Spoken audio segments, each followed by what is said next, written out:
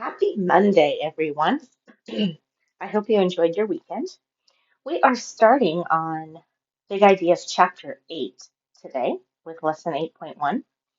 You will find those lessons if you go back to your name in OneNote and you choose Chapter 8. You will see lessons 1 through 6 here. So if you tap on Big Ideas 8.1, you're going to see this. Now, that doesn't look like what we normally do. When I loaded all of the Chapter 8 material into OneNote, I neglected to make it so you could see the page in the background. So all you need to do is tap on the icon that you see there. Go to Home and make sure you're on Home. Tap the icon, and then where you see Print Out. Okay, all the way, almost all the way to the right, it says print out. You're going to tap print out, and then that will give you the whole page that you can see. Sorry, I forgot to do that.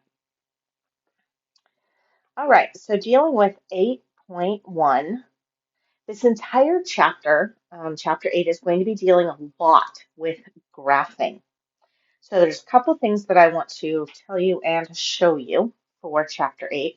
First off, there is some graph paper, some quad ruled paper on the back table by where our scratch paper is. If you are taking notes on paper or you feel comfortable drawing your graphs on graph paper, then that material is there for you. You can take advantage of that.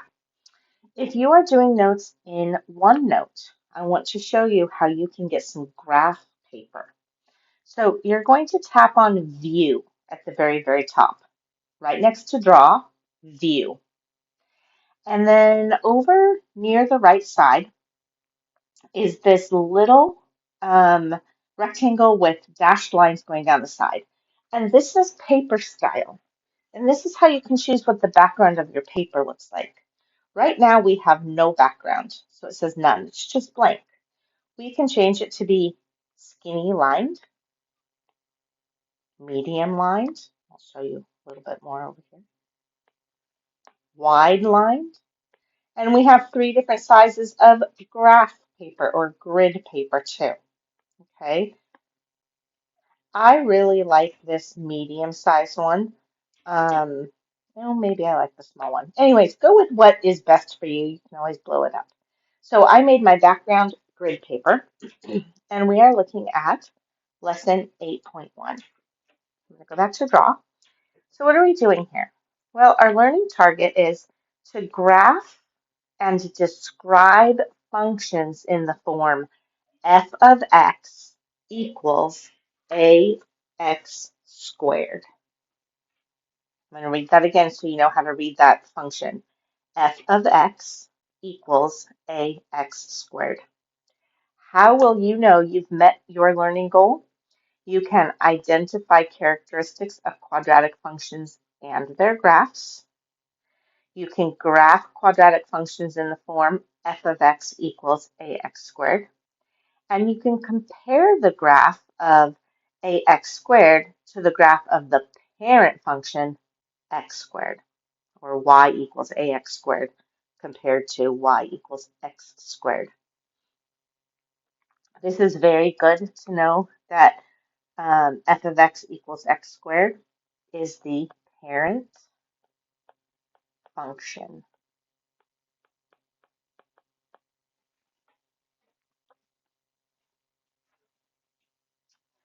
All right, so we're going to scroll down until we get to the next page where it says key idea. And we're going to be looking at identifying characteristics of quadratic functions.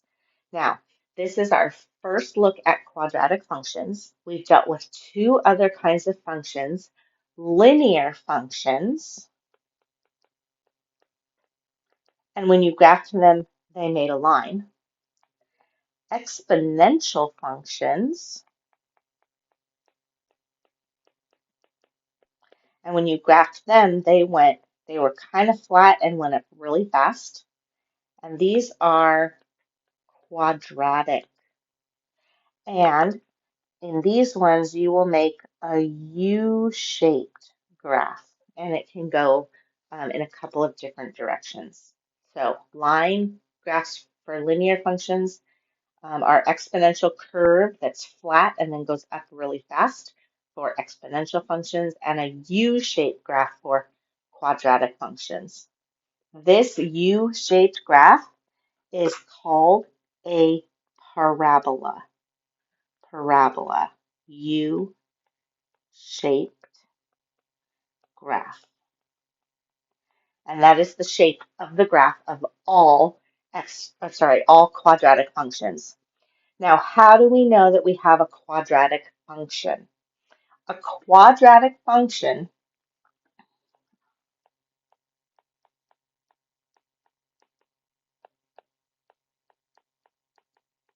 will always have an x squared. Always, always, always. Okay, so a quadratic function always has an x squared, and it always will graph in a U shape that we call a parabola. Okay, so a lot of new information here.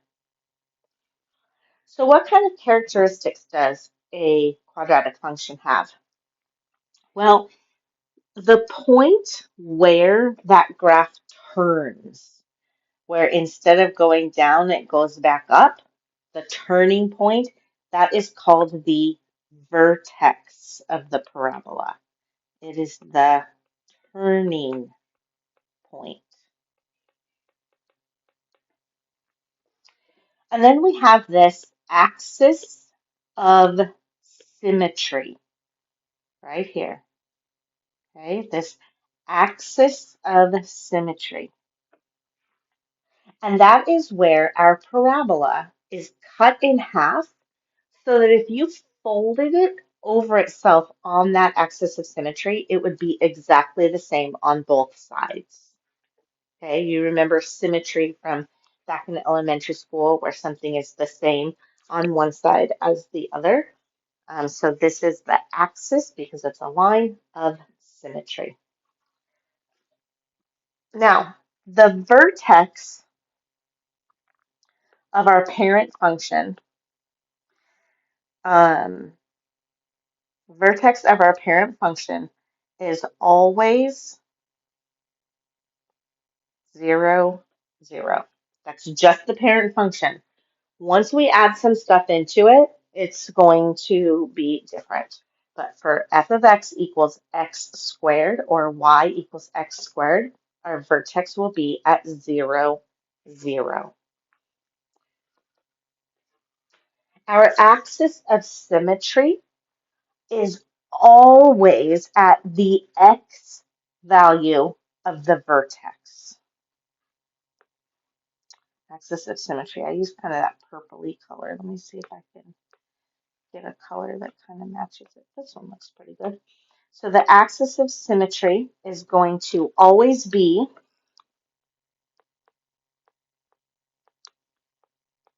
it's always at x equals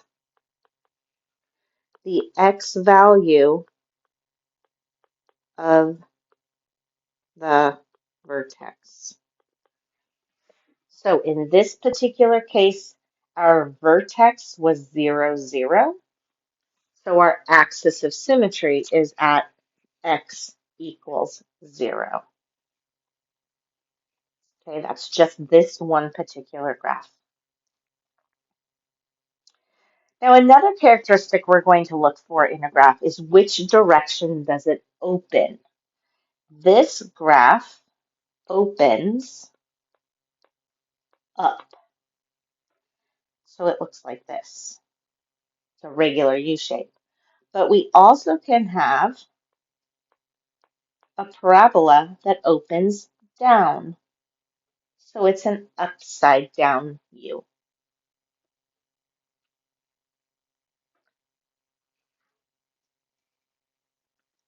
We can find the domain and the range of a function.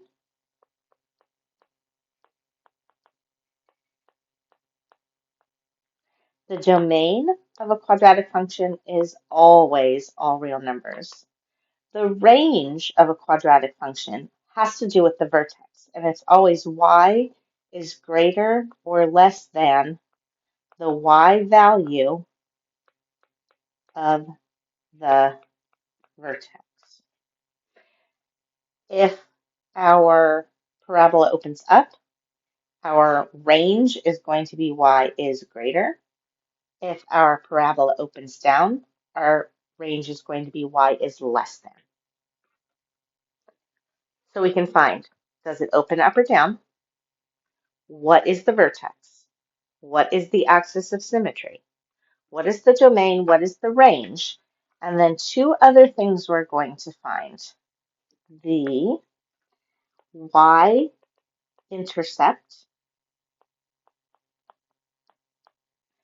and the x-intercept. And there may be more than one. Okay, so whenever you're asked to find the characteristics of a function, you are looking for open up or down, vertex, axis of symmetry, domain, range, y-intercept, x-intercept.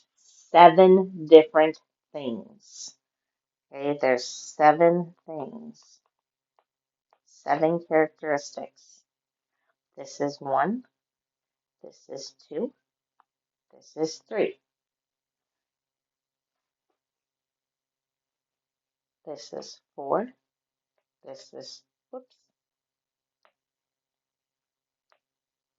this is 5, this is 6, and this is 7. I know that's a lot.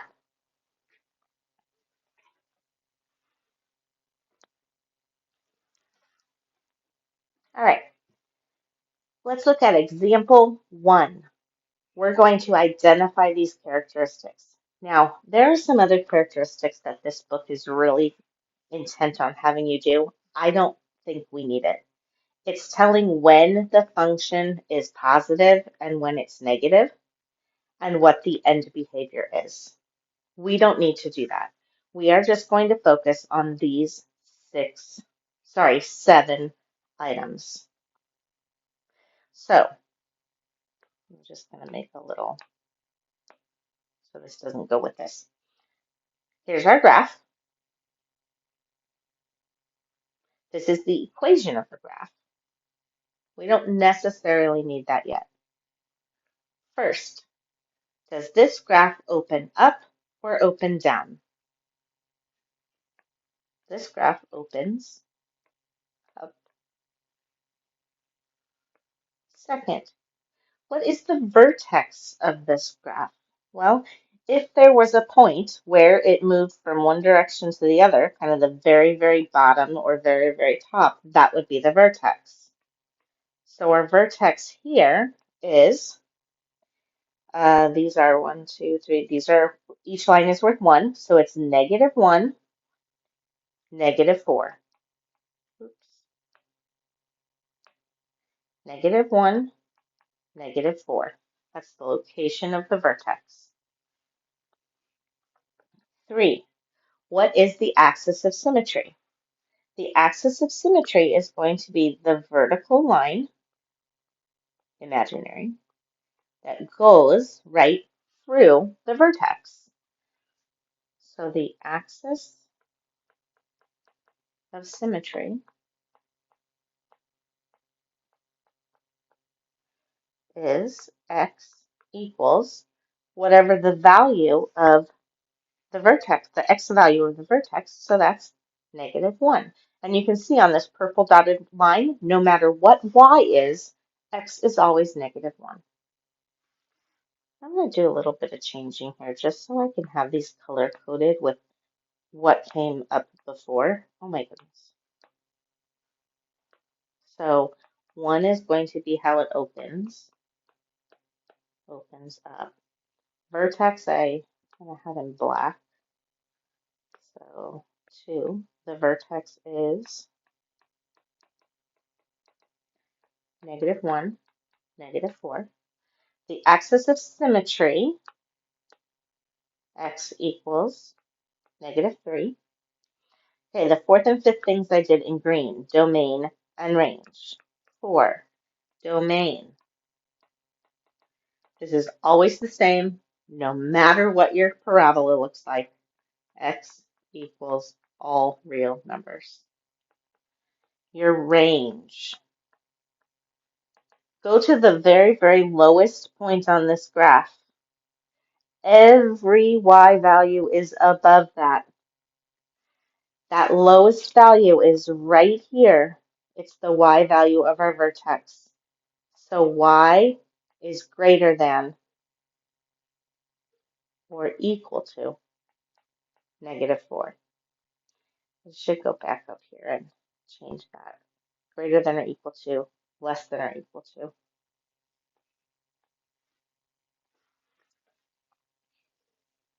And then we have y-intercept. There will be only one, if there is one.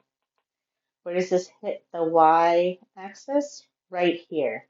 -1, -2, -3. So the y-intercept is -3. You could write this as a point, 0, -3. That's fine too. Either one is fine. You don't have to write them both. And then x-intercept, maybe 2.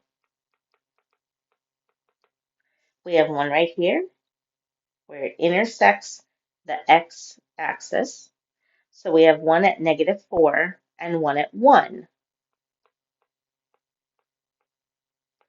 And you can also write those as points. So it'd be -4, 0, and 1, 0.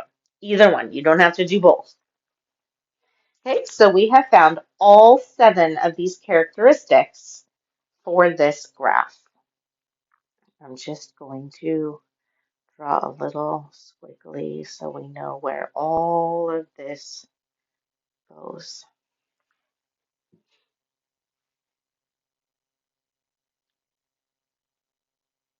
All right, all 7 things. Characteristics of a graph. A quadratic has an x squared in the equation, and the graph is shaped like a U, either right side up or upside down.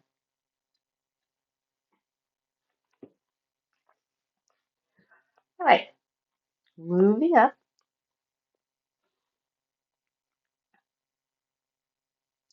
Self-assessment. Let's do one of these.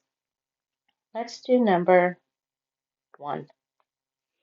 So come up with those 7 characters. You know what? Let's do number 2, just because it's nice and close right here. So come up with those 7 characteristics of graph number 2. Pause the video. You write them off to the side.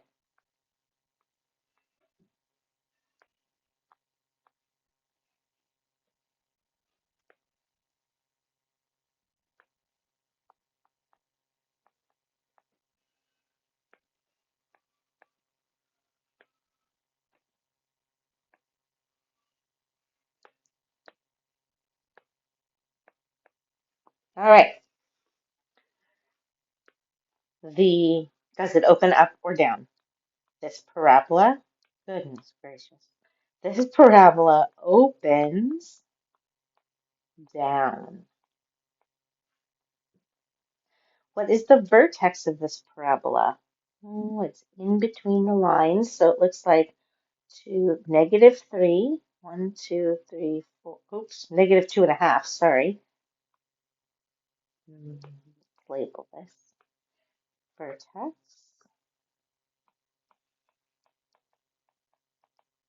-2.5, and it goes up 1, 2, 3, 4, 5. So -2.5, 5. The axis of symmetry deals with the x value of the vertex.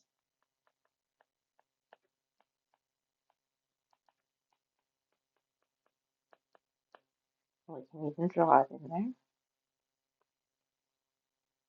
there. The domain, always. X equals all real numbers. Any X value. You can have any X value at all. The range has to do with the Y value of our vertex. So Y is, well, this is obviously the top here. So all of our Y values are below that. So Y is less than or equal to 5. What is the Y-intercept? I see it intersecting the Y-axis right there. So Y-intercept is 0. And X-intercepts, we do have two of them. One is right here at -5, and one is right here at 0. And of course, you could write these as points if you wanted to. 0, 0, -5, 0, and 0, 0. So hopefully you were able to identify all 7 of those characteristics of a parabola. All right, so we dealt with the parent function f of x equals x squared. And that is going to be our blue graph on all of these. Okay, it is our blue graph. Okay, it says a equals 1. Well, what's a? Our parent function, go over here, is y equals x squared. Yes, it also says f of x equals x squared. That's just function notation. So we can add in some numbers here. I don't think I addressed this when we looked at the definition of a quadratic, but standard form of a quadratic function is f of x, or y, equals ax squared plus bx plus c. And that will be something that you want to memorize. So we're going to forget about the bx. We're going to forget about the c. So for right now, when we're graphing f of x equals ax squared, that means b equals 0 and c equals 0. Because if b was 0 and we multiplied it by x, it would be 0. If c was 0, we'd just be adding 0. So when we're dealing with the equation f of x equals ax squared, we have an a coefficient in front of our x squared term, but b is 0 and c is 0. Just by looking at an equation, you can tell what the graph will look like. Or just by looking at the graph, you'll know what the equation looks like.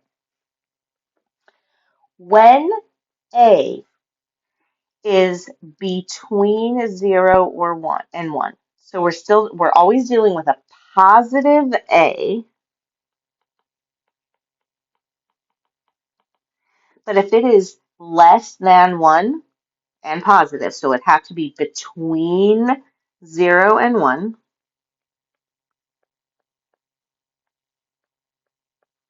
between 0 and 1, that's where we get this red parabola here.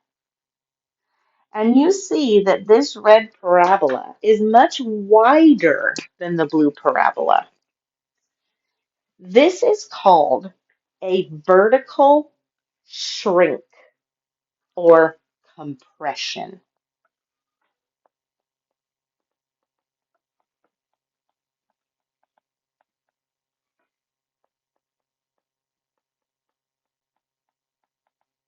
A vertical shrink or a compression. But then if our A winds up being greater than 1, okay, if A is greater than 1, Then we get this green graph here. And we notice that that one is much skinnier. Well, that is called a vertical stretch.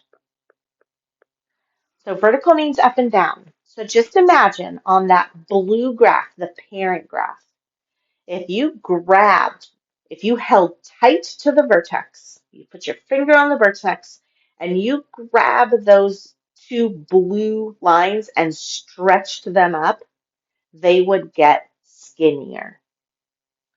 And if you put your finger on the vertex and smashed those blue lines down towards the x-axis, it would get wider. Let me show you with a circle. I want my circle here. It's not going to let me draw it there. Oh, here's my circle. Let's see. I need to get rid of it. Hold on. Give me a second. Okay. Shapes. Give me this circle, and I want to see it right here. Okay, so here is a circle, and I'm actually going to turn it up this way. So imagine if we stretch this vertically, look what happens to it. It gets skinnier. And if we shrink it vertically, if we compress it, what happens? It gets wider. Okay, here's our circle. Let me make it a little bigger. Stretch vertically, it gets skinny. Shrink or compress vertically, it gets wide. So that's what we're dealing with the vertical stretch and the vertical shrink. Now, the exact same thing happens here where A is negative. Okay, so here we're dealing with A is negative. Immediately, you can see the difference between the top graphs and the bottom graphs. Oh, I'm so sorry. When A is negative, our graph is flipped upside down. The official mathematical term for that, it is reflected across the x-axis. So something else we can notice, when A is positive, the graph opens up. When A is negative, the graph opens down. So looking at the same thing, we have our parent in blue, and that's just when A is -1. Now, if A changes so that it gets larger, sorry, larger, smaller, larger. Talking about negatives, it goes backwards. If A is larger, if A is now greater than -1, but less than 0, so it is between -1 and 0, then our graph is compressed or it shrinks. It has a vertical shrink. It gets flatter. It gets wider. Okay, imagine that you have shrunk that vertically. And then that makes, again, same thing, a vertical shrink, also known as a vertical compression. And if our A is now smaller, if our A is less than -1, then we have a vertical stretch, where in this green graph, it gets narrower. It's being pulled tighter up and down. Okay, so what did we learn here? Just to sum it all up. If A is positive, the graph opens up. If A is negative, the graph opens down.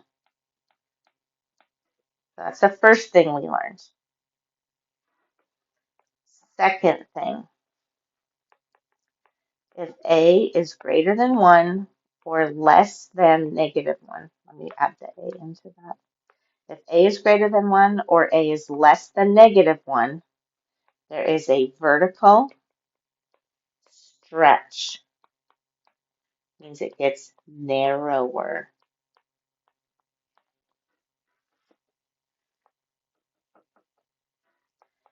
If A is between 0 and 1 or -1 and 0, then we get a vertical shrink and it gets wider. It is being flattened out, being smashed, compressed vertically. Okay, so some really, really, really good information there.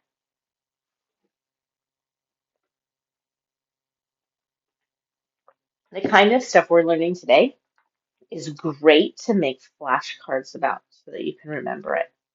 And these are things that you're going to want to memorize, or else you're going to need to graph every single equation to see what happens.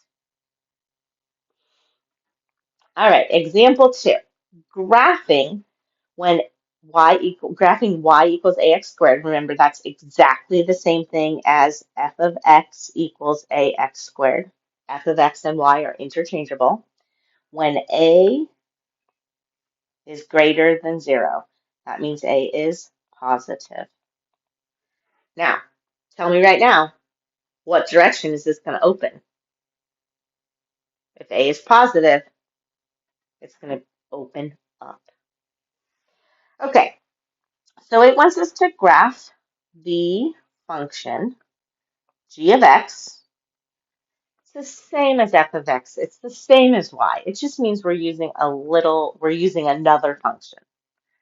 G of x equals 2x squared. First thing we do is make a table, and you use your calculator for this, certainly. And then we'll plot those points in the graph. So first, make a table. Second, plot the points.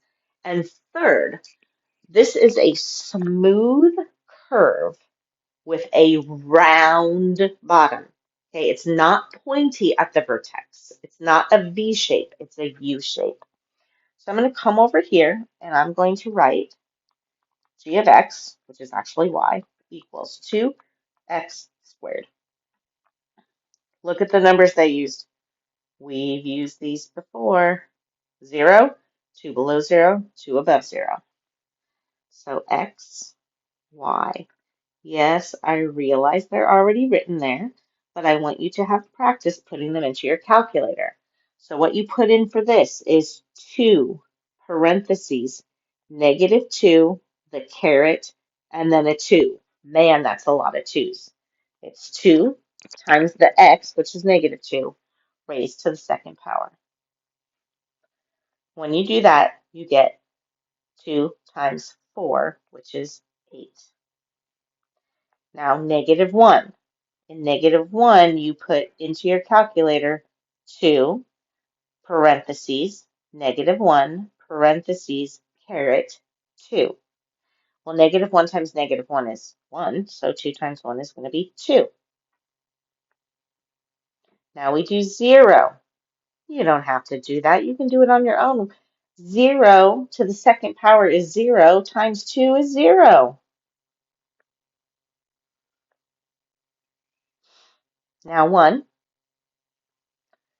And this is going to be 2 parenthesis 1 parenthesis caret 2. 1 to the second power is 1 times 2 is 2. And then finally 2. And that again is 2 parentheses 2 close parentheses caret 2. And that's 8. Very first thing I want you to notice, I want you to notice this pattern. This is always going to be the pattern of a parabola from the vertex. From the vertex, when you look one to the right and one to the left, they're the same number. Two to the right and two to the left, they're the same number. Okay, you'll always have that pattern with the vertex in the middle. So now we use our handy dandy background graph paper. Now I notice I need some negative and positive x's, but I only need positive y's. So that's how I'm going to draw it.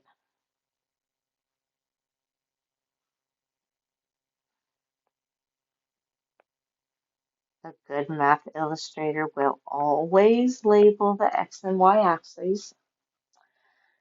And I need a positive 8 here, so I think I'm going to count by twos. 2, 4, 6, and these, though, I think I'm going to count by 1. 1, 2, 3. Positive and negative will be the same. So my first point is negative 2, 8. So negative 1, negative 2, 2, 4, 6, 8, right here. Then negative 1, 2, then 0, 0, then 1, 2, and then 2, 8. And I connect these in a smooth curve that's round at the bottom, not pointed.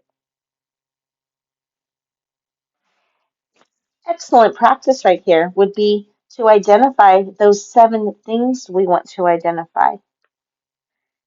Does it open up or down? It opens up. What is the vertex? The vertex is 0, 0. What is the axis of symmetry? X equals 0. Forgot what color I used. What is the domain? All real numbers. What is the range? Y is, these are greater or equal to 0. The y-intercept is at 0. And we do indeed have no, we only have one x-intercept here. Sometimes there will be 1, sometimes 2, sometimes none. It is also at 0. Okay, really, really good practice to look for those characteristics in every graph. All right, so what's example 3? Well, now we're going to be graphing when A is negative, less than 0. So right now, without looking at the graph, you should know that it will open down. It will be an upside down U. Okay, so the problem that we're doing here is h of x equals negative 1/3 x squared. Okay, so it's negative, which means it's going to flip and open down. And it's negative 1/3. Well, that is between negative 1 and 0. We should have talked about this on the last one. Negative 1/3 is between negative 1 and 0. So is this going to be skinnier or wider? It is a compression or a vertical shrink. So it is going to be wider. So again, the same 3. Make a table, plot the points, draw a smooth curve. So we've got h of x equals negative 1/3 x squared. Definitely practice putting this in your calculator. Okay, you don't have to make a whole new table, but when x equals what they use here, they use 0, negative 3, and negative 6. The reason for that is this 1/3. If x equals 3, 1/3 times 3 equals 1. If x equals 6, 1/3 times 6 equals 2. So they used that so that there wouldn't be any fractions in there. So maybe you even want to do some of these without your calculator, but I doubt it. So if x equals -6, then in your calculator you'll put negative, well, you'll actually do the fraction, which should still be on the board, top right corner. So you have your numerator here, and that's going to be -1. And then you go to your denominator here, and that's going to be 3. And then the x is -6. So you have to do parentheses -6, and then the caret, and then the 2. If x equals 3, you're going to do your fraction, -1 over 3 times 3 caret 2. So that's how you enter them in your calculator. Let's practice graphing. So we have our table, and our table, I'm just going to copy it over here where we can look at it easily. X and Y, -6, -3, 0, 3, and 6, and -12, 3. And again, look at that pattern. This is going to be our vertex, 1 away from the vertex, 2 away from the vertex. They match. You'll always have that pattern. So if we graph now, I need negative to +12. Sorry, these are negatives.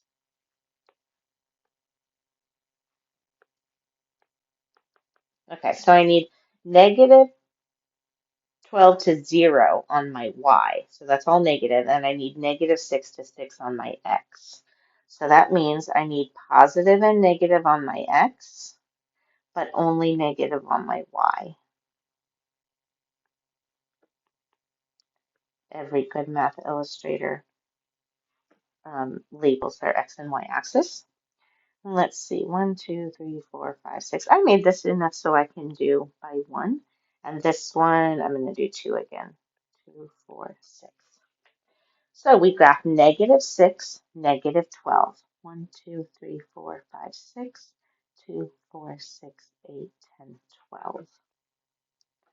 And we graph -3, -3. 1, 2, 3, 2, 3, 0, 0. 3, -3. And 4, 5, 6, 2, 4, 6, 8, 10, 12. And we connect these with a smooth curve. Oh, that was terrible. A smooth curve, right? And that's our graph. And yes, it is compressed. It's wider. If we were to graph in a different color, uh, this is f of x equals x squared, so the parent function. If we did -3, we'll just we'll do -2, -1, 0, 1, and 2. So this is going to be 4, 1, 0, 1, and 4. And it would look like this. -2, -4, -1, -1, 0, 1, 1, 2, 4. Put my first point in the wrong place. 2, 4. So we can see this one is this shape, which indeed is much skinnier than the new one. Think about your 7 characteristics. It opens down. The vertex is 0, 0. Axis of symmetry, x equals 0. Domain, all real numbers. Range, y is less than or equal to 0. Y-intercept 0, 0. X-intercept 0, 0.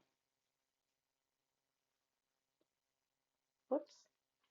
All right. And finally, real life. There are so many places in real life where parabola are used.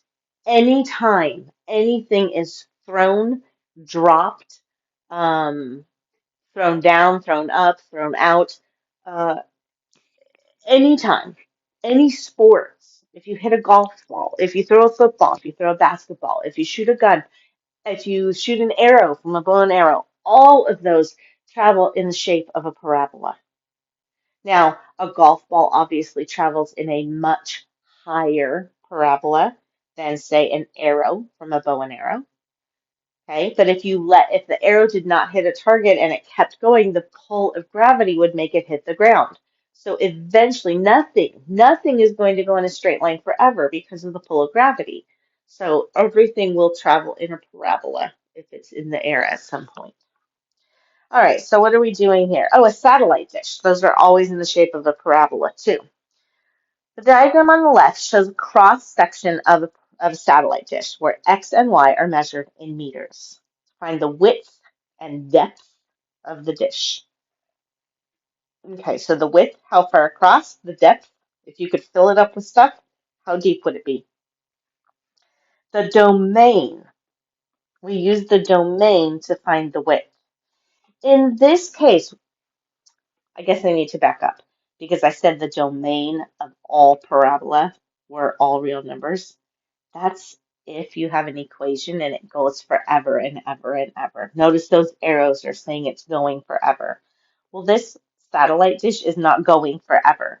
It has a very clear starting point and ending point, and those are shown right here with these points and this curve. So the x values, the absolute smallest x value there is -2. And the absolute largest x value there is 2. So in this case, the domain is x is greater than or equal to -2 and less than or equal to 2. Well, how many units is that? From -2 to 0 is 2 units, and from 0 to 2 is 2 units. So our width must be 4, and this is measured in meters. All right, so how about I'll use purple for our range. That's the y values. So how high is it?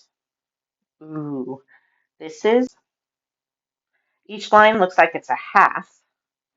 So that's 1. This is 1.5. That's 2. This looks like it's about, I don't know, 1. It's not 1.5, maybe 1.4. I'm not sure. Um, how come it's telling us 1 meter deep? The lowest point on the graph is 0, 0. The highest points on the graph are 2, 1, and 2, 1. So the range, oh, I guess it's just looking curved over here because we're trying to put a three-dimensional shape in a two-dimensional picture. But that is the point. It's saying it's completely flat across the top. Then the depth, okay, is going to be from here to here. And if this point is at -2, 1, and this point is at 2, 1, then that means the top of the satellite dish goes straight across at 1. So this is the point 0, 0, and this would be the point 0, 1. So its depth would be 1 meter.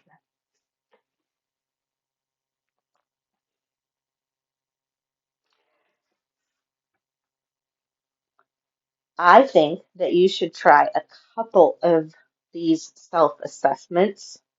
And when it says compare the graph to the graph of f of x equals x squared, that's asking you if it's a vertical stretch or a vertical shrink. Okay, we can do that now just based on looking at the equation. When we have less than -1 or greater than 1,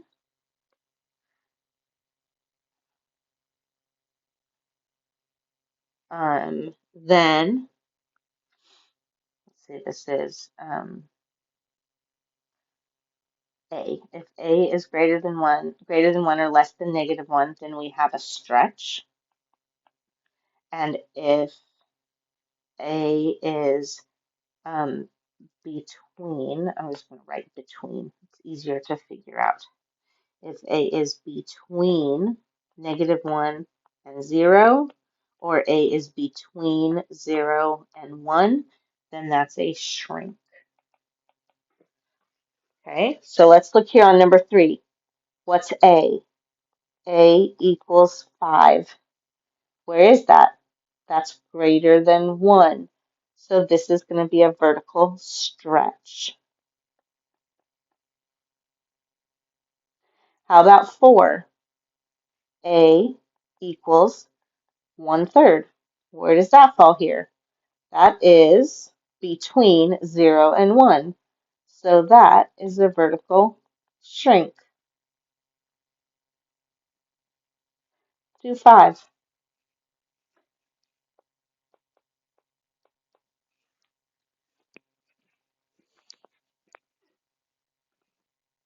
A equals 3/2. Fraction. Uh-oh. Just because it's written as a fraction doesn't mean it's less than 1. 2/2 is 1. 3/2 is greater than 1. So that one is a stretch.